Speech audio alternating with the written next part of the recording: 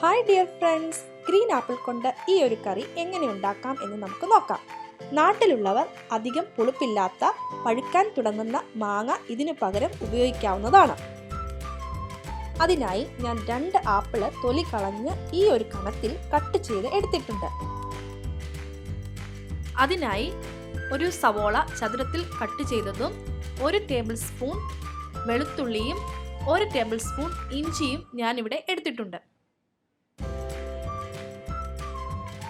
പൊടികളായിട്ട് 1 table spoon മല്ലിപ്പൊടിയും 1 table spoon മുളക് പൊടിയും 1/2 ടീസ്പൂൺ മഞ്ഞൾപ്പൊടിയും വേണം.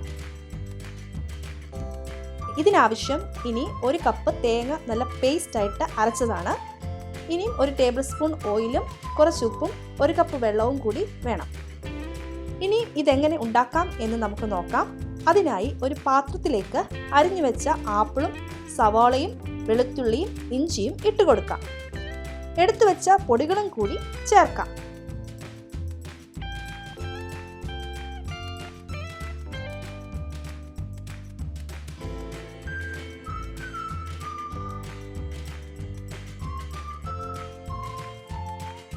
ഇനി ആവശ്യത്തിന് ഉപ്പും വെള്ളവും ചേർത്ത് നന്നായി ഇളക്കി യോജിപ്പിക്കാം.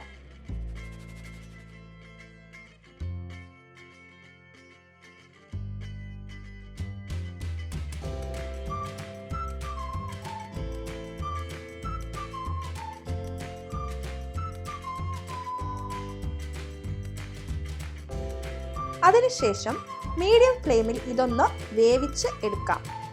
അധികം വെന്തു പോകാതെ നോക്കണം. ഇടയ്ക്ക് ഒന്ന് ഇളക്കി കൊടുക്കാം.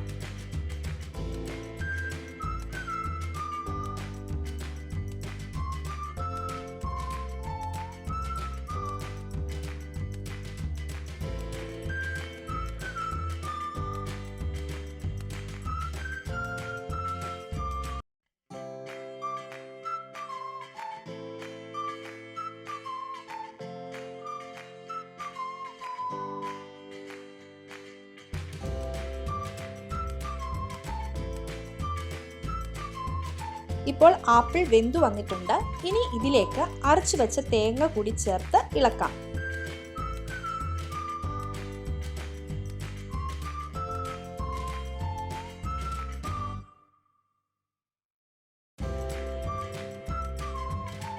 ഇനിയും 2 മിനിറ്റ് നേരം ചെറുതീയിൽ മൂടി വെക്കാം.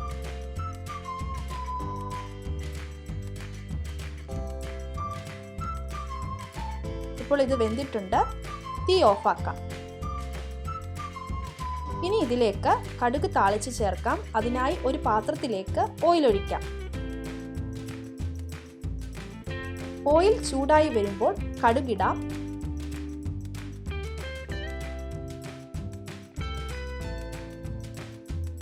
കടുക് പൊട്ടി വരുമ്പോഴേക്കും 1/2 ടീസ്പൂൺ ഉലുവ കൂടി ചേർക്കാം.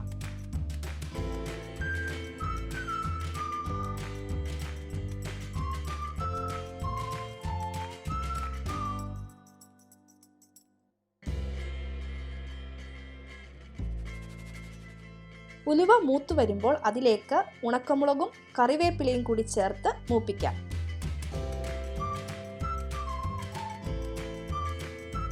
ഇനി ഇത് കറിയിലേക്ക് ചേർത്ത് നന്നായി ഇളക്കാം. അങ്ങനെ ഗ്രീൻ ആപ്പിൾ കോക്കനട്ട് കറി റെഡി ആയിട്ടുണ്ട്. എല്ലാവരും ഇതൊന്ന് ട്രൈ ചെയ്ത് നോക്കണം. വീഡിയോ ഇഷ്ടപ്പെട്ടെങ്കിൽ ലൈക്ക് ചെയ്യുക, ഷെയർ ചെയ്യുക, സബ്സ്ക്രൈബ് ചെയ്യുക. Thank you.